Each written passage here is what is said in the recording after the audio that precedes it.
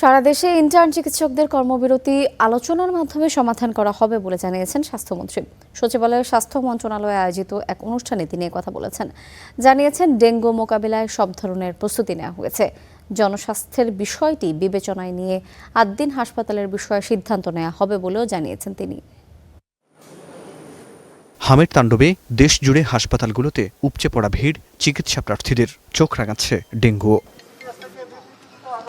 এমন পরিস্থিতিতে টানা 2 দিন ধরে স্বাস্থ্য ও পরিবার কল্যাণ মন্ত্রণালয়ের জারিকৃত নোটিশ প্রত্যাহার সহ 6 দফা দাবিতে সারা দেশে অনির্দিষ্টকালের জন্য কর্মবিরতি পালন করছেন ইন্টার্ন চিকিৎসকরা। এমন বাস্তবতায় সচিবালয়ে এক ব্রিফিংয়ে আলোচনার মাধ্যমেই সংকট সমাধানের ইঙ্গিত দিলেন স্বাস্থ্যমন্ত্রী। আন্দোলন তো মানুষ করবে, গণতান্ত্রিক দেশ, যার যার রাইট আছে। আমরা দেখবো তাদের মধ্যে গ্রহণযোগ্য কথাবার্তা কতটুকু আছে। Will accept that. এ সময় উঠে আসে 8 দিন হাসপাতালের শিশু মৃত্যুর প্রসঙ্গ। তদন্তে সরকারের আন্তরিকতা ও সদিচ্ছা রয়েছে বলেও দাবি করেন তিনি। আমরা দেখবো আমাদের আইনানুগভাবে আমাদের পারমিশনের সাথে কি কি ব্যত্যয় ঘটেছে, কি অপরাধ করেছে।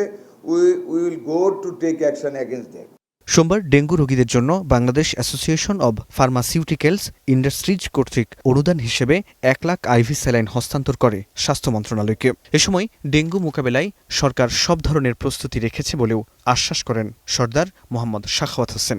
সবাই মিলে আমরা একটা সুস্বাস্থ্যের বাংলাদেশ গড়ে তুলব। ফরহাদ বিন নূর, স্টার নিউজ, ঢাকা।